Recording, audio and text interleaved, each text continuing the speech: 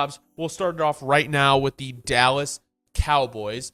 If we take a look at their free agency, there's really not much. There is really not much. They brought back Zeke Elliott. They signed Royce Freeman. They signed Eric Kendricks. And then everything else is re-signing. Jerry Jones said they're all in. So our narrative is, were they really all in? I mean, it's a very important question, isn't it, Hunter? Because I think, and again, it's not even about look. Let's disregard the draft. Well, I guess that's I guess that's the question. Is that question even important? Were they really all in? Because Jerry Jones, what is he doing? See, and here's my big thing, Hunter. I think you'll agree with this too. I think we're started to really become a problem, and Cowboys fans would agree too. I think a majority of Cowboys fans would be on the same. And look, Cowboys fans, you probably have gotten back to the side of you went like this. You were with me, and then now you're back over here because you want to be optimistic, and I can't blame you, right? The season's going to start. You want to be optimistic. You want to, right? It's Super Bowl or bust. I don't blame you for being back over here, but I think you're with me here at a point. And what this side over here is right. Why in the world is Mike McCarthy still the coach of this team? And I think it really said a lot when Mike McCarthy got another chance, because we go over the tenure here, Hunter, of Mike McCarthy, right? Let's start, right? We remember when he first got the job, the joke about how he lied to Jerry Jones, about watching all the plays and all those things. We're already off to a very interesting, unorthodox start. If you remember that, like however, 4 years ago, however long ago that was, time flies. But, and so then we get into an era of just same old Cowboys, right? Like we thought with the Mike McCarthy era, at least me personally, I thought we were going to at least start seeing the Cowboys lose in the NFC Championship, losing Super Bowls, even if they were to lose. We thought he was going to get them at least over the NFC hump. Well, that hasn't even happened once. And I think with how talented that this team is, you look at what you signed Mike McCarthy up for, because Jason Garrett was already doing what Mike McCarthy was doing. I mean, there really isn't. Maybe Mike McCarthy has a better regular season record, but as we always say, it's Super Bowl bust. Who gives a shit about any of that other stuff that doesn't matter? You either get to the playoffs or you didn't. The record doesn't mean anything. Once you get there, it really doesn't. So Jason Garrett was doing the same exact thing Mike McCarthy's been doing, and you decided to hold on to him again. I just feel like it sends the wrong message to the fans more than anything, like we already just said, especially when you say that we're all in. What do you mean by all in? All in on selling tickets, Jerry, or all in on going to the Super Bowl and winning it again? Well, right? I mean, I'm just calling it how it is. They've been kind of like the Bills. They've been regular season warriors, but the Bills have actually done something in the playoffs. And when you look at their draft, I mean, I don't mind the Tyler Guyton pick. I kind of trust the Cowboys to kind of churn out linemen. That's kind of what they've been known for. And, Cooper Beebe is a safe pick at guard. But when you look at the draft and you look at free agency and how much they've lost, I mean, they have to re-sign Dak, Micah Parsons, CeeDee Lamb. And I feel like the height of what this roster was is kind of gone. Like, you're not getting that back, especially with the extensions and especially with the questions around Dak. I mean, I think Dak probably ends up as the quarterback for the Dallas Cowboys, but of the future. But Ezekiel Elliott, Rico Dowdle, and Deuce Vaughn is your running back room. You have CeeDee Lamb, an older Brandon Cooks, and then Jalen Tolbert at your wide receiver 3. Jake Ferguson is a good tight end, and then you obviously your line you're developing. But with that being said,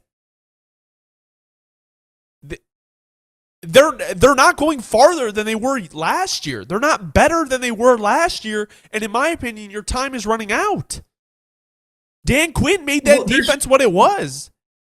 That's what I was really about to say. Is the biggest problem that we're dealing with here now, if you're a Cowboys fan, is that the guy who was really giving the team the identity that they had, and yes, okay, let me not short them. This offense has been very productive in the regular season under Mike McCarthy, but again, not when it matters. And you know what? Look, you could say the same thing about Dan Quinn, but I think, as we always say, and it still is very true, you need to have a good defense to win championships. You have to have a guy who can put together defensive championship game plans, as we've seen, like Steve Spagnuolo with the Chiefs. And that's what the Cowboys had in Dan Quinn. Now you're not sure if you have that anymore. I think my big thing, too, is, there's a lot of things we could talk about with the Cowboys, but you already touched on the biggest thing. I don't think a lot of people are really thinking, Hunter, about how much money the Cowboys are going to be tossing out here over the next couple of years. Namely, more than anything, Micah Parsons can walk into Jerry's office and demand whatever he wants. What Micah Parsons does, there's no other defensive player in the league that does it at the same key that Micah Parsons does and the versatility he has. I mean, he can truly demand whatever he wants at this point. And like you said, we're not getting better, we're getting worse. And then we're going to be tossing out more money. I think, side note too, very side note, but something that also is also kind of concerning for the Cowboys. Mozzie Smith already falling down as a backup on the depth chart after being drafted with that first round pick last year. That's not a good sight. There's a lot of things from the Cowboys from the perspective, like you were saying. Did they progress or did they regress? It feels like we're leaning towards a slight regress. But for a team that's all in, that has to be somewhat concerning as a fan. Well, I think the big thing, Dobbs, before we move on, is it's okay to take a step back. Like, it's okay to do what the Bills did to kind of rebuild, regroup. But what is the rebuild, regroup here? Like, there is no direction. Like, what is the rebuild, regroup? The Bills got younger. I didn't even talk about CeeDee Lamb's contract. I didn't even. I glazed over. We glazed over a lot of stuff we could have talked about. Like, that's the problem with the Cowboys is they are going to be legitimately tossing out so much premium money that by the time that premium money is spent, where's the rest allocated into? Because a lot of the homegrown guys that a lot of teams have, the Cowboys don't really have a lot of those. And the ones that they do have that have been playing good ball, like Osa, like these guys like that, are you going to be able to pay them when you have to pay Micah and CD? I mean, it's just, there's a lot of questions the Cowboys have got to answer going forward. I mean, I guess it's like technically like a good problem to have. I don't think they're handling it the right way though, because I guess my thing is like the Cowboys have been a very, very good like drafting team. Like the Cowboys have drafted like very, very well for quite a while now. But I feel like Micah and CD should have been extended as soon as you could.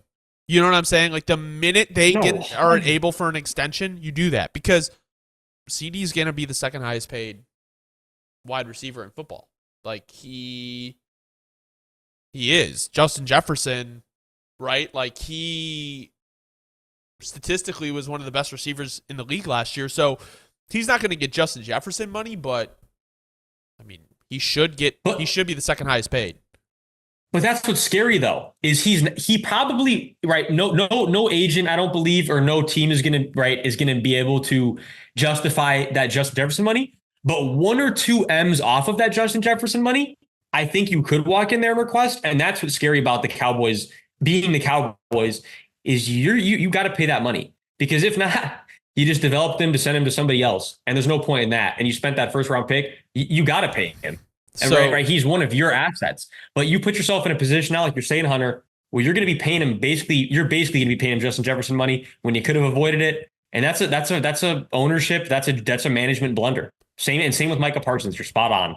I think, the Cowboys have been, every year is their year, fake contenders, but that's what the all in is. They're just fake all in. That's how they are every year. It's crazy, right? It's crazy. It's from the top down at this point. Like, moving into the New York Giants. Also, just to cap that off, the Dallas Cowboys were 12-5 last year, and they've had good records, but like I said, I don't know if they're going to be 12-5 this year. This strikes me as more of a 10-7 type of year for them.